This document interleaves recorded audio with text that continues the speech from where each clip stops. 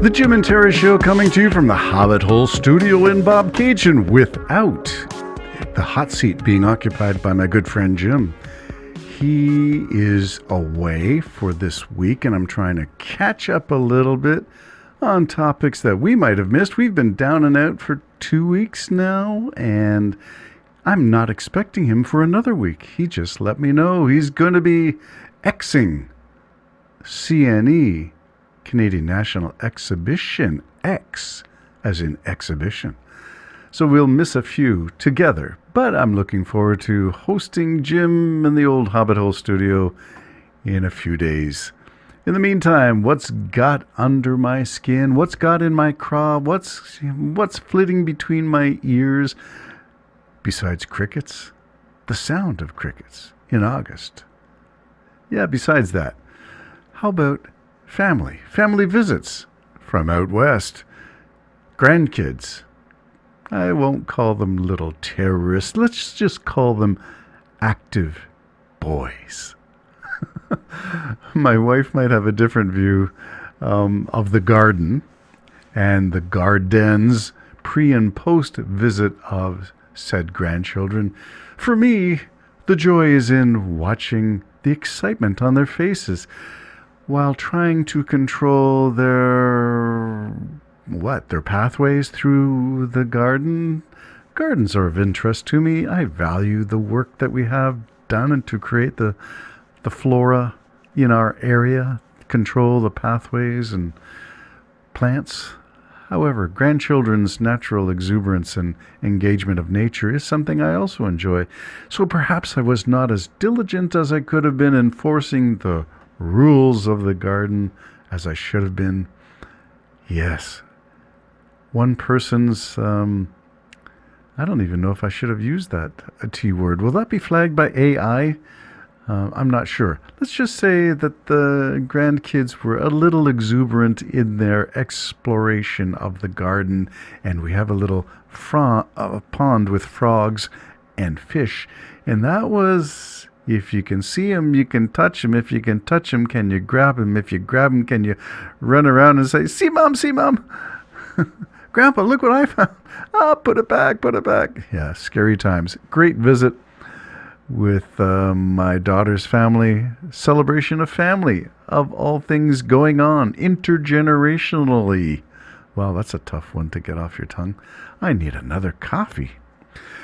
I was going to go on to some interesting things, things that I thought were interesting, but you may not be. But let's start with this one, just because it's fun and interesting. The article is called The Metamorphosis of the Mad Scientist. Wow, Jim, where are you? Can you do that mwahaha better than I? Yes, The Metamorphosis of the Mad Scientist. The article is from one of those things, you get the articles in your feed, and some of them are interesting. And this one, the subtitle is called An Institution of Horror Movies. This iconic character has evolved along with our views on science itself. And sometimes I wonder, we talked in a previous podcast about climate change and climate science, and I'm wondering whether some people consider climate science to be mad science, as in, whoa, of course it's never going to happen. Throw some more lightning onto the switch. Throw the charge. It lives. Whatever the mad scientist is, perhaps climate change has been tainted with that. That's an aside. That's going back, referencing a previous podcast. This one is talking about the role of the mad scientist. It's not a genre. It's not a character. Maybe some people can win an Oscar for it. For instance, maybe it's possible that Gene Wilder, with Peter Boyle as the Frankenstein on the set of Young Frankenstein, would win an Oscar playing the mad scientist. But mad scientist, how's it evolved from the days of Boris Karloff in the laboratory? I was working in the lab late one night when my eyes beheld an eerie sight. Yeah, the Monster Mash. Has it evolved? Are mad scientists just as mad now as they were depicted in the 20s, Was it the silent film? Silent, meaning no soundtrack, I think. If there was music, it was played by somebody at the piano, an upright piano, and tucked away in the theater. But it was silent, no soundtrack. Metropolis, 1927. I'm wondering, has it changed any? I'm not sure.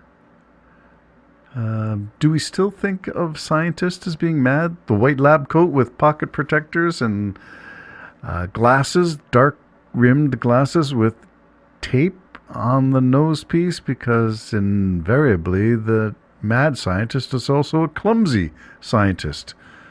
Is all that part of the shtick that goes on with the word mad scientist? I've got a poster here in front of me. You can look it up. I will put a link in the description of this article, The Metamorphosis of the Mad Scientist. And it shows the film The Invisible Man. And it's based on the novel by H.G. Wells. Universal Pictures put it out. I don't know when it was made. I'm guessing, from the looks of it, it's a 60s maybe thing. Color poster. Anyway, there's a remake. Maybe it's 1930. Is that old? Who cares? The mad scientist is what we're talking about. And wondering whether the current demise of science, or the lack of respect of science and scientists, whether they're in public health policy, as in guiding us through COVID, or whether they're in NASA guiding spaceships and the James Webb Space Telescope, or whether they're in other fields of human endeavor, have scientists been tarred and feathered by the word mad scientist. And maybe that's why there's lack of respect for science. I'm not sure that we can say that it has been conclusively, but let's just say that it has changed, and that's what the word metamorphosis means. The mad scientist used to be the guy in the lab coat. It used to be the Gene Wilder character in Young Frankenstein. It used to be the fellow in The Invisible Man with a test tube still bubbling in his hands as he looks knowledgeably at the solution or the concoction. Or is it now that they are, as in the movie Black Lagoon, they are now scientists who have bathing suits, who are doing field research in exotic places, the Black Lagoon. Have you ever seen The Creature from the Black Lagoon? I'm guessing it's a 60s, but I'm not too certain. How about the scientist played in the movie Jaws, who's the sort of elite, wealthy, has his own boat, goes out to hunt jaws in his personal boat. You need a bigger boat? Yeah, the oceanographer. Richard Dreyfuss, I think, played the character. Was he a mad scientist, or was he just very knowledgeable and slightly eccentric? Well, maybe Hooper. Character might have been a little hoity-toity, well-heeled, and has his own boat and sponsored with his parents' money. But maybe there's something to that madness, as in he's a little out there. Not quite. Yet he does have glasses, and he does look scholarly. Oh well, the role of the mad scientist, maybe it peaked back in the old The Fly, featuring Jeff Goldblum. That was, 1980-something, and Jeff Goldblum was in his prime at that point, and I think at one point it was not a nude of Jeff Goldblum, but he was certainly a well-constructed scientist. And has that been part of the metamorphosis of mad science? From The Fly, perhaps we go on to people pronounce this different ways. I call it Machina, the CH being like a K, Ex Machina. Not sure about that one. I guess we take it all the way up to today, to the notion of Elon Musk as a mad scientist. Is he? He thinks he knows the world and how it works. Maybe stick with the things you know, which is maybe engineering. It probably isn't how to manage a business, although he does have several businesses. It probably isn't how to manage employees, because he did not want unions, and that was one of the reasons for that big EV conference where he was snubbed, maybe because it was a speech and a conference about union workers transitioning from gasoline and oil to EV technology. Do you remember that big... he portrayed it as a snub. The mad scientist got mad at the Biden administration for what seemed to be an exclusion from a conference where he should have been the centerpiece. After all, Tesla was the centerpiece of EV technology. Well, it wasn't really about EVs, it was about the workers and how to transition from fossil-based industries to new technology and keep your union status. Yeah, Biden's the most union-friendly president. I think Harris will also be. Trump is one of those Elon Musk types where you want to beat the unionists down and keep the poor man working in the trenches, screwing in those screws and turning the wrench on those nuts. Yeah, mad scientist, Elon Musk, probably wraps it up, brings it up to the 21st century. The case of the mad scientist. Has he been transformed into something different, or is a mad scientist still mad?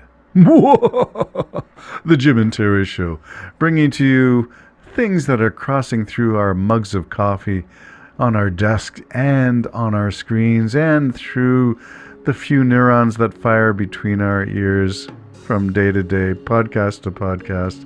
Looking forward to having my friend Jim back in the Hobbit Hole studio in a few days' time. Until then, the Jim and Terry Show, signing off for now. The mad scientist.